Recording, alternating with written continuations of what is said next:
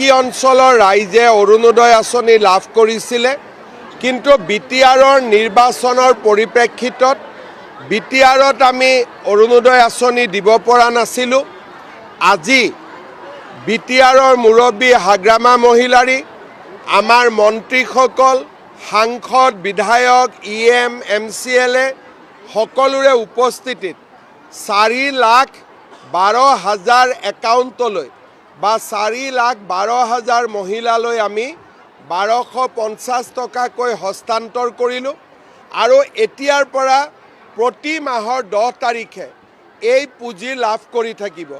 ইয়াৰ ফলত অসমত সৰ্বাধিক হিতাধিকাৰীৰ সংখ্যাই 40 লাখ স্পৰ্শ কৰিলে। ইমান ডাঙৰ আঁচনি আমাৰ ৰাজ্যত আগতে কেতিয়াও নাছিল। এটা বিশাল আঁচনি, সকলো দুখীয়া ৰাইজক সামৰি এই আঁচনিটো আজি আগবাঢ়ি গৈছে। মই বিটিআৰৰ হিতাধিকাৰীসকলক অভিনন্দন জনাইছোঁ। আজি আমাৰ SITয়ে যেনেকৈ আমি অসমৰ ৰাইজক প্ৰতিশ্ৰুতি দিছিলোঁ যে জুবিন গাৰ্গক ন্যায় দিয়াৰ দায়িত্ব আমি গ্ৰহণ কৰিছোঁ, আজি সেই দায়িত্ব পালন কৰি গুৱাহাটীৰ আদালতত SITয়ে অভিলেখ সংখ্যক সময়ত চাৰ্জশ্বীট দাখিল কৰিছে। হত্যাৰ গোচৰত আমি কেইবাজনকো অভিযুক্ত কৰিছোঁ। মই ভাবোঁ যে এতিয়া আদালতে সুন্দৰভাৱে এই গোচৰৰ শুনানি কৰি দোষীক উপযুক্ত শাস্তি দিয়াৰ ব্যৱস্থা গ্ৰহণ কৰিব। আদালতৰ নিৰপেক্ষতা আৰু আদালতৰ কঠোৰ স্থিতি অপৰাধীৰ প্ৰতি, এই কথা আমি সকলোৱে জানো আৰু মই ভাবোঁ যে ন্যায়ৰ প্ৰক্ৰিয়াক আমি সকলোৱে সন্মান জনাম। এতিয়া এইটো হৈ গ'ল যেতিয়া নেক্সট गौरव गोगोई। आज हम BTR में जो हमारे फ्लैगशिप स्कीम है अरुणोदय, BTR के लोगों को, माताओं को हम दे नहीं पाया था BTR चुनाव के लिए।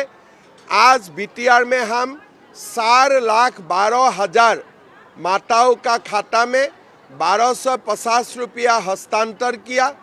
हर महीना ये हस्तांतर होते रहेगा और इसी को लेके अरुणोदय स्कीम में हमारे टोटल बेनिफिशियरी 40 लाख तक पहुंच गए हैं।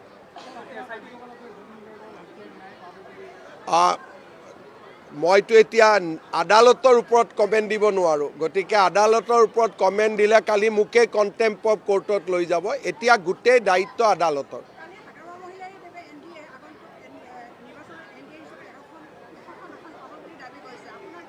মই আসনৰ সংখ্যা নকওঁ, কিন্তু খুব সুন্দৰভাৱে আমি সকলোৱে লগ লাগি চৰকাৰ গঠন কৰিম, তাত কোনো সন্দেহ নাই। SIT का चार्जशीट हो गए है। लोगों को हत्या की गुस्सर में हम लोग अभियुक्त किया हूँ। अभी आगे जाके न्यायालय में ये जो कानून का रास्ता से अभी आगे चलेगा। कोर्ट का ऊपर सब लोगों का सम्मान है। कोर्ट जो भी करे, हम लोग कोर्ट का ऊपर हमेशा आस्था रखूँगा।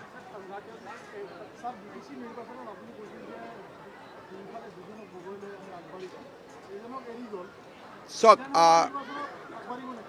আমি সদায় বিচাৰোঁ যে বড়ো ৰাজনীতিৰ লগত জড়িত দুইটা দলেই একেলগে ৰাইজৰ হৈ কাম কৰক। কেতিয়াবা সম্ভৱ হয়, কেতিয়াবা সম্ভৱ নহয়, কিন্তু সেই প্ৰচেষ্টাটো সদায় আমি চলাই ৰাখিব বিচাৰোঁ। কিন্তু নিৰ্বাচনত অলপ তিক্ততা থাকে, নিৰ্বাচনৰ পিছতো তিক্ততা হৈ থাকে। গতিকে আজি সেই কথা পতাটো সময় নহয়, ভৱিষ্যতে আমি নিশ্চয় পাতিম। এতিয়া চিফ জাষ্টিছৰ লগত কথা পাতিব লাগিব। ইয়াৰ এটা প্ৰক্ৰিয়া আছে। CGMৰ পৰা কোৰ্টটো কেছটো ছেশ্যন জাজলৈকে যাব। তাৰ পিছতহে fast track court, special PP এই কামবিলাক আমি কৰিম। আৰু বহুত কাম হৈ থাকিব। 1 জানুৱাৰীৰ কাৰণে অপেক্ষা কৰক। বাবু আঁচনি 1 তাৰিখে আহিব। এতিয়া মই আৰু এটা সৰুকৈ আপোনালোকক এনাউন্স কৰিব খুজিছোঁ। যোৱা কেইদিনমান আগতে আমাৰ BTC কাৰ্যালয়ত এক মিনিট মা ৰক মই গৈ আছোঁ অলপ ৰ BTC কাৰ্যালয়ত এটা অনাৱশ্যকীয় ঘটনা হোৱা আমি দেখিবলৈ পাওঁ। এই ঘটনাটোৰ লগত কোনো বড়ো সংগঠনে জড়িত নহয় বুলি বিবৃতি দিছে। আপচুৰ সভাপতি দীপেন বড়ো ডাঙৰীয়াইও কৈছে যে এইটো গৰিহণাযোগ্য কাম। হাগ্ৰামা মহিলাৰী ডাঙৰীয়াইও কৈছে যে এইটো নিন্দনীয় কাম। এতিয়া প্ৰশ্ন হ'ল যে কোনে মানুহখিনিক লৈ আহিলে, কাৰণ এছেম্বলিত ৰিপৰ্ট হ'ব 7:30 3টা বজাতে কেনেকৈ গণ্ডগোল হ'ব পালে।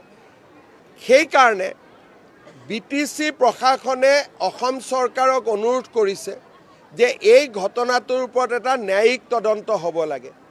আমি গুৱাহাটী উচ্চ ন্যায়ালয়ৰ অৱসৰপ্ৰাপ্ত ন্যায়াধীশ ন্যায়মূৰ্তি হীৰেন্দ্ৰনাথ শৰ্মাৰ ডাঙৰীয়াৰ হতুৱাই বা তেখেতৰ দ্বাৰা এই তদন্তটো সম্পূৰ্ণ কৰিব খুজিছোঁ। যিহেতু কোনেও ইয়াত জড়িত নাই বুলি কৈছে, গতিকে কোন তৃতীয় পক্ষ ইয়াত আহিলে তাক চাবৰ কাৰণে BTC আমাক ৰিকুৱেষ্ট কৰিছিলে আৰু BTC ৰিকুৱেষ্ট অনুসৰি আমি এটা জুডিচিয়েল ইনকুৱাৰী কৰিবৰ বাবে সিদ্ধান্ত লৈছোঁ। চাওক, প্ৰথম কথা, BTCৰ লগত জড়িত কোনো সংগঠন জড়িত নাই বুলি নিজেই কৈছে। BPF থাকিবই নোৱাৰে, UPPL নাই, আপচু নাই, আন দল সংগঠন নাই, গতিকে কোন থাকিলে? BTCয়ে এই প্ৰশ্নটো কৰিছে আৰু সেইকাৰণে BTCয়ে অনুৰোধ কৰা অনুসৰি আমি এজন গুৱাহাটী উচ্চ ন্যায়ালয়ৰ ৰিটায়াৰ্ড জাজৰ হতুৱাই বিষয়টো তদন্ত কৰাব খুজিছোঁ। না, মই বাকীলৈকে নাযাওঁ। যিখিনি মোৰ এক্তিয়াৰত সেইখিনি মই কৈছোঁ। ৰেজিষ্টাৰৰ বিষয়টো মোৰ এক্তিয়াৰত নকৰে, সেইটো VCয়ে চাব। হ'ব, ইয়াত একো অসুবিধা নাই। আমিতো কাৰো ক্ষতি নোহোৱাকৈ কামটো কৰিব খুজিছোঁ। গতিকে যেতিয়া যোনে ৰিপৰ্টটো পঢ়িছে তেওঁলোকে বুজি পাব যে ইয়াত কাৰোৱে ক্ষতি নহয়।